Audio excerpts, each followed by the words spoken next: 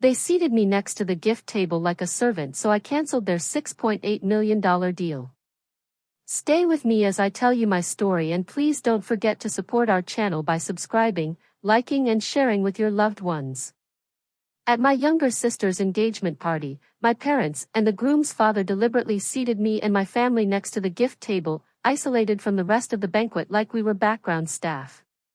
When I asked why, they said I would embarrass the family if I sat inside the main hall because the guests that day were accomplished people. Right after that conversation, I stepped aside, picked up my phone and called the chief operating officer of our company. I told him to cancel the $6.8 million contract we were about to sign with the groom's family business. Then I walked into the center of the party and exposed everything. Was I wrong for speaking up and revealing the truth at my sister's engagement party? Hello everyone, my name is Danielle Rivers and I'm 36 years old. I'm the founder and CEO of LinkVest, a supply chain software company based in Atlanta that's been growing rapidly. I live with my husband Cameron, a dedicated pediatrician, and our bright 7-year-old daughter Sky. Cameron has been my rock, calm, wise, and unshakable. And Sky, with those honey brown eyes she got from her father, is always full of energy and curiosity, especially about how machines work. From the outside we might seem like the perfect family, but behind the smiles is a wound that hasn't fully healed, something that stings every time I see happy families reconciling. I once had a full family too, a mother, a father, and a younger sister, but that bond shattered 3 months ago at her engagement party. Let me take you back to where it all began. 4 months earlier, I remember it vividly. I was curled up on our couch watching the Falcons take on the Saints. Cameron was in the kitchen prepping dinner, and Sky was doing her spelling homework nearby. Then my phone buzzed with a call from my sister Alicia. After a second's hesitation, I picked up. Danielle, I'm planning my engagement party for next month, Alicia said, sounding more giddy than I'd heard her in years. You and the family have to come. I felt my stomach turn. Keeping my tone neutral, I asked, when and where? The 12th of next month at Lakeshore Pavilion. I'll send you the time and location. Please be on time. I mumbled something about checking my schedule and hung up. The truth? I didn't want to go. I've never enjoyed family gatherings. I'm always the outsider, the overlooked one. Later that night, after Sky had gone to bed, I told Cameron about the call. He listened without interrupting, poured me a glass of red wine, and gave me space to let it all out. After I was done, he looked me straight in the eye and said, "You should go. She's still your sister. If you don't show up, it'll just give them another excuse to point fingers." I felt my chest tighten. He was right. In a shaky voice, I whispered, "I'll think about it." Cameron gave my hand a squeeze and said softly, "Sometimes facing the past is the only way to move forward." A month later, the day of Alicia's engagement party arrived. I wore a custom royal blue suit designed by a friend in Brooklyn. Cameron looked sharp in his deep gray jacket. Sky had picked out her own outfit, a sparkly lavender dress with matching shoes and a ribbon in her puff. As I knelt in front of her, I asked gently, "Sweetheart, do you remember Grandma and Grandpa?" Sky frowned slightly. "Not really.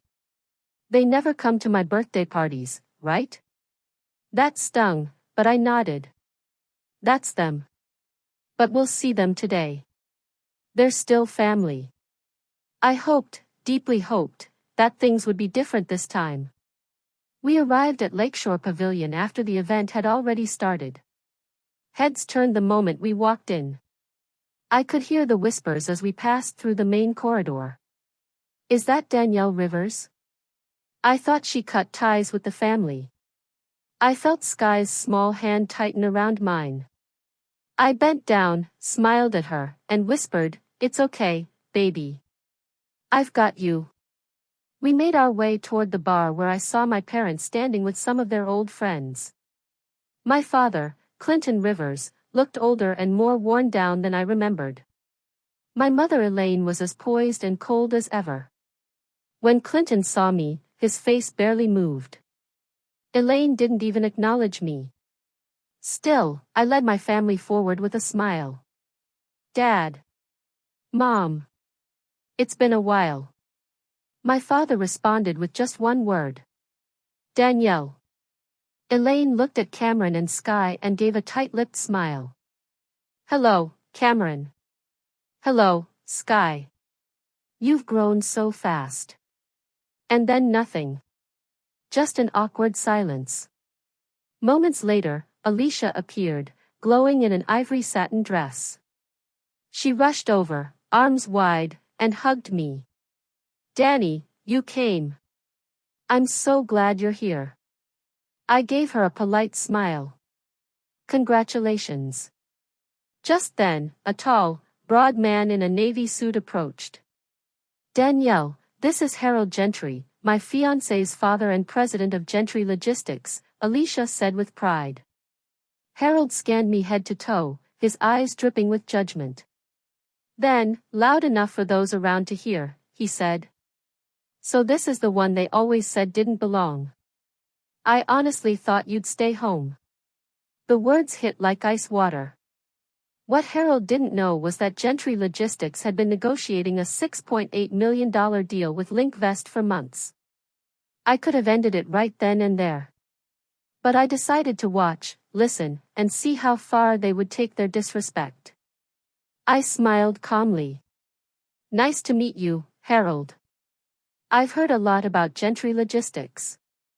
He scoffed. I'm sure you have. We're the biggest distribution company in the Southeast. We're about to close a deal with some small tech startup. They'll be lucky to work with us. That small tech startup? He was talking about my company. Cameron placed a hand gently on my back, a silent show of support. We moved to the check-in table to confirm our seats. The young woman behind the tablet smiled at first, but then frowned. I'm sorry. She said hesitantly, you're not on the main guest list. I explained again, I'm the bride's older sister Danielle Rivers. She scanned the list again. You're here but listed as overflow seating. My heart sank. You're in the far left section by the gift table. We followed her to a dimly lit corner of the room. No centerpieces. No name cards. No guests. Just 3 sad chairs beside the wedding gifts. My fists clenched. Cameron looked at me with steady eyes. Want to leave? I shook my head. Not yet.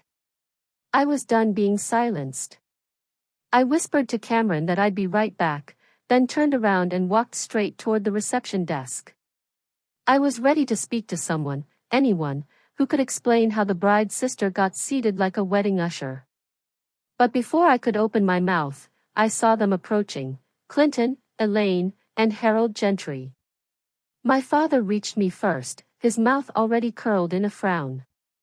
What do you think you're doing? He snapped in a low, angry voice. Trying to cause a scene on your sister's big day? Trying to stay calm, I answered. I just want to know why we were seated away from everyone else, near the gift table. Clinton leaned in with a cold stare and said through clenched teeth, because if you sit in that hall, you'll embarrass us. My chest tightened. The man I once looked up to, my father, had no problem saying he was ashamed of me out loud, in public. Elaine stepped forward, her voice sharp and almost a whisper. Just sit down and stay invisible. That's what you're good at.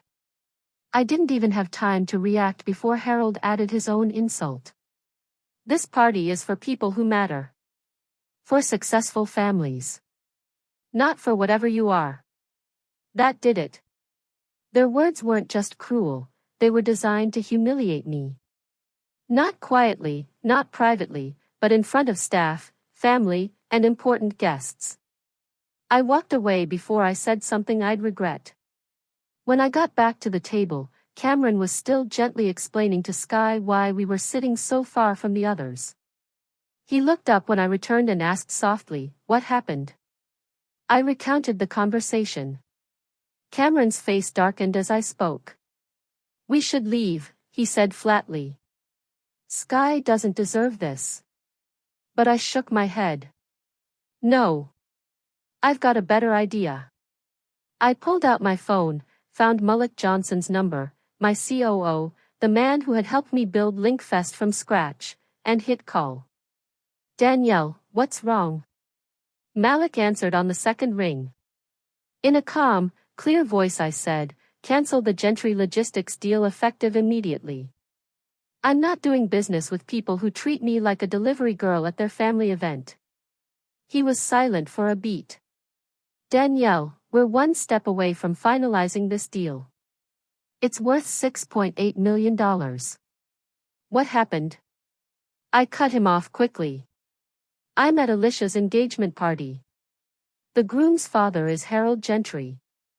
They sat me and my family near the gift table, away from everyone, on purpose. Another pause.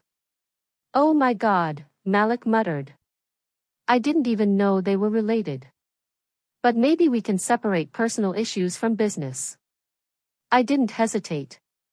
No. I don't deal with people who see others as beneath them. Please notify their team and prepare the cancellation documents. I'll follow up later. I ended the call and felt a strange relief wash over me. I turned to Cameron and Sky. Straighten up your clothes. We're walking into that party.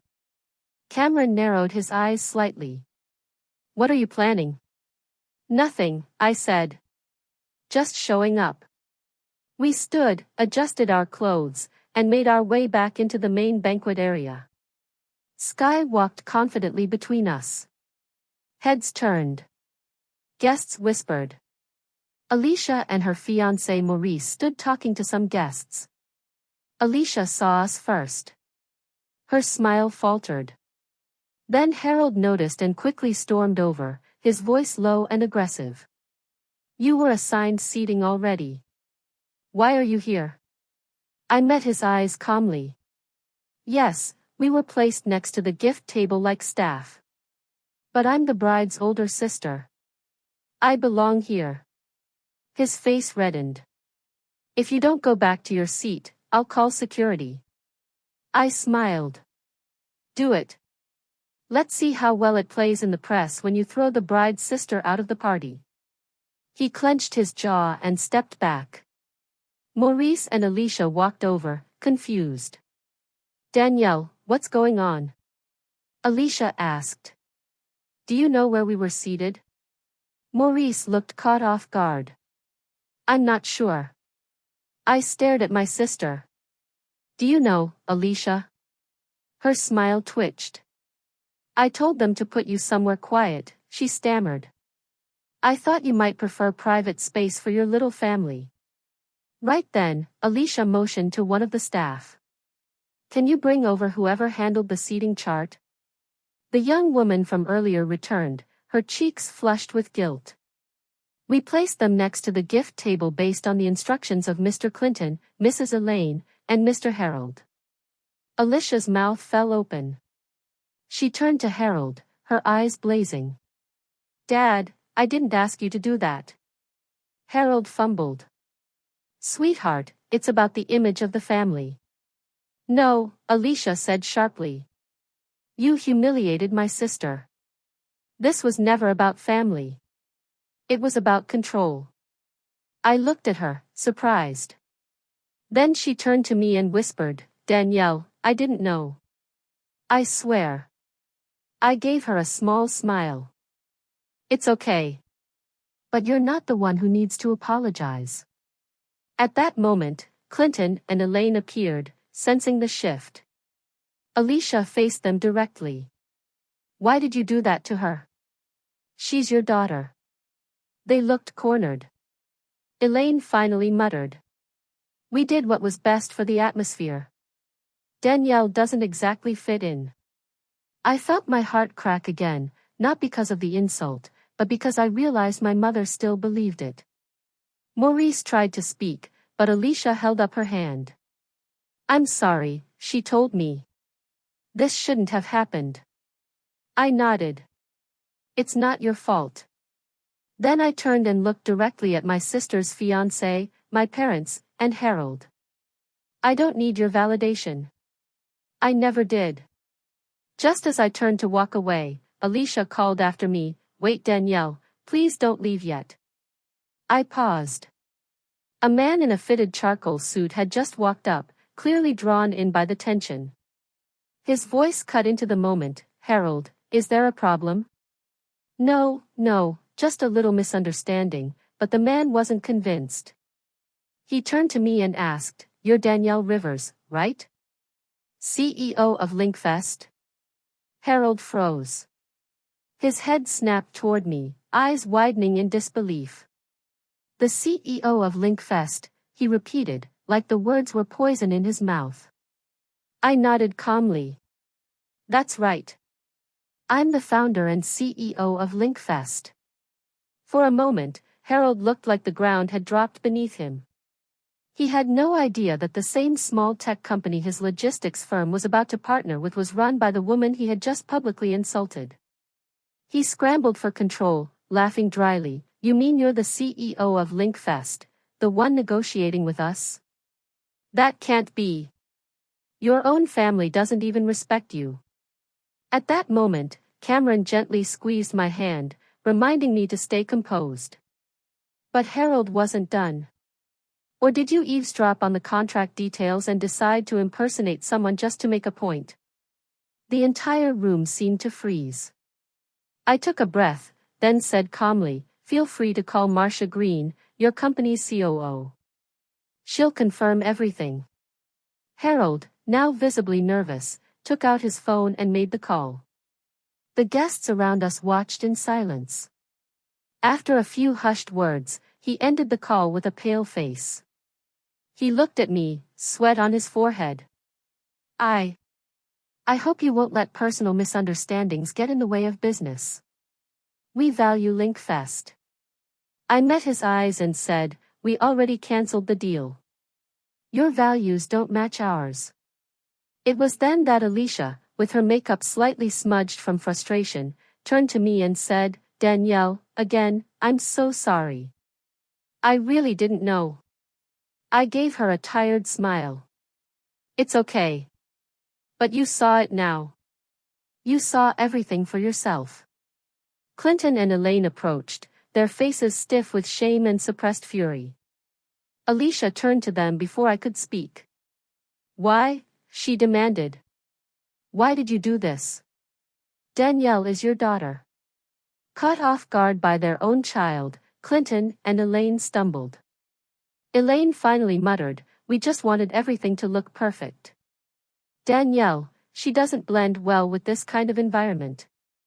That line hit harder than any slap. I wasn't welcome, not because I had done something wrong, but because I didn't look right for their curated version of success. I turned to Alicia's fiancé Maurice, who had remained awkwardly silent the entire time.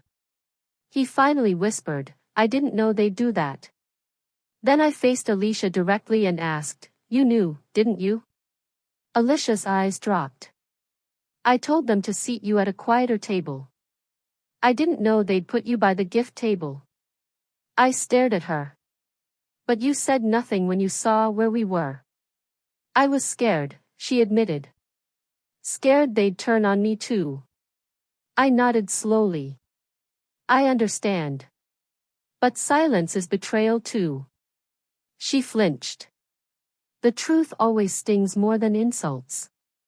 Then Clinton muttered, "This is ridiculous. You're acting like you're some victim." I looked him dead in the eye. "No. I'm not a victim. I'm someone who finally stood up." Maurice tried again. "Danielle, let's just calm things down. What about the contract?" I raised my hand, cutting him off. "We'll talk about business through proper channels. But I think the message is clear." He stepped aside, and Cameron and I walked back to our table, where Sky was coloring quietly, oblivious to the storm that had just passed. Cameron gave me a proud look. "You did the right thing." I nodded. Let's go home. We got up, gathered our things, and left the party without another glance. Guests whispered, phones clicked, but I kept my head high. As we passed Harold near the door, he made one last plea. Danielle, please, about the deal. I looked at him. Talk to Marcia. I'm done. Outside in the parking lot, Cameron wrapped an arm around me. You did what so many people are too afraid to do. I'm just tired of being silent, I whispered. He smiled. Then don't ever be silent again. The next morning I woke up earlier than usual. It was 5:45 a.m., and I slipped quietly out of bed, careful not to wake Cameron. I padded downstairs, made myself a cup of black coffee, and sat by the window, watching the dew glisten over the backyard grass. For the first time in years, I felt calm. Around 6:15 a.m., my phone rang. It was Marcia Green, the COO of Gentry Logistics. Her voice was tight with urgency. Danielle, Harold has called me 6 times since dawn. He says something happened at the engagement party last night, and now the Linkfest contract is in jeopardy. I exhaled slowly and recounted everything, what was said, what was done, how my family orchestrated the seating like an insult wrapped in white linens.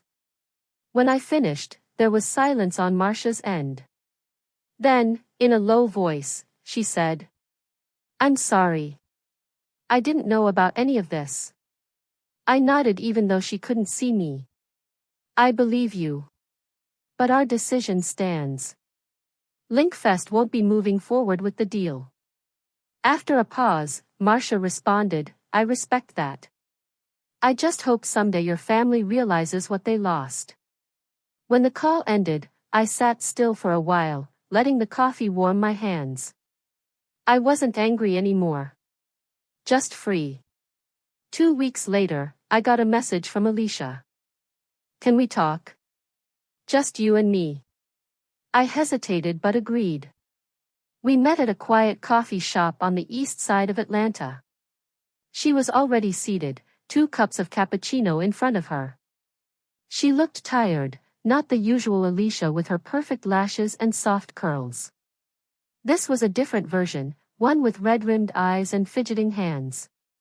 When I sat down, she looked up and asked, How did you do it all these years? How did you survive the way they treated you? I took a sip of my coffee and thought about it. I didn't survive it, I replied calmly. I endured it until I couldn't anymore. She looked away. They turned on me too. After the engagement party, they started controlling everything, my dress, the venue, the vows. It's like I can't breathe. For a moment, I felt sympathy for her. Alicia had always been the golden girl. She'd never had to fight to be seen, until now. You chose them every time they put me down, I reminded her gently. You watched and said nothing. And now they're doing the same thing to you. Tears welled in her eyes. I know. And I'm sorry. I should have stood by you. I didn't say anything. There was nothing else to say. She reached into her bag and slid an envelope across the table. I'm redoing the wedding. Small, private. Only people who matter. No Harold, no Gentry money, and no mom and dad. I raised my eyebrows, surprised. Are you sure? She nodded firmly. Maurice and I talked. We're tired of being puppets. We want to start our life with peace. With dignity. I looked at the envelope for a moment, then picked it up. I'll think about it. That day, we didn't hug. We didn't cry. But something shifted. The wall between us started to crack. A month after the disaster at the original engagement party, Cameron, Sky, and I were getting ready to leave for Alicia's new wedding. The drive to the venue, a modest garden hall on the outskirts of Atlanta, was quiet. My thoughts raced the entire way. I kept wondering if it was all a trap, if Alicia was just trying to make peace long enough to lure me back into old patterns. But when we arrived, I realized something had changed. Alicia stood at the entrance waiting for us in a simple ivory gown. No photographers. No stage lighting. No dramatics. Just her, Maurice, and genuine smiles. She hugged me as soon as I stepped out of the car. "Thank you for coming," she whispered. The seating inside was cozy and intimate, just 30 guests. In the center of the room was a placard on our table, beautifully hand-lettered. "Danielle Rivers and family, sister of the bride." I stared at it for a moment, and an emotion I didn't expect swelled in my chest. Not pride. Not satisfaction. But something closer to peace.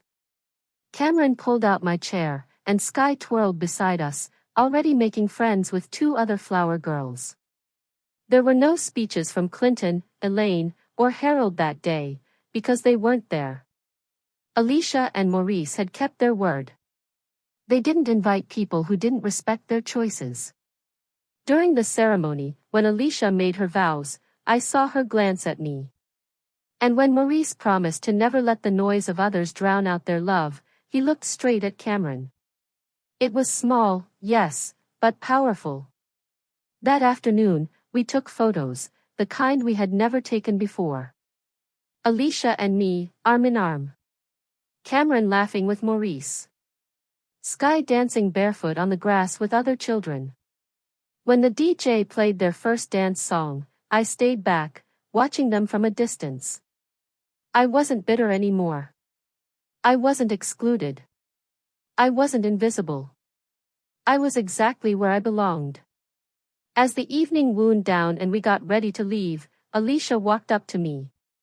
"This isn't the end, Danny. I'm going to keep showing up. You deserve that." I nodded. "So do you." And with that, we hugged. Really hugged. No pretending. No obligation.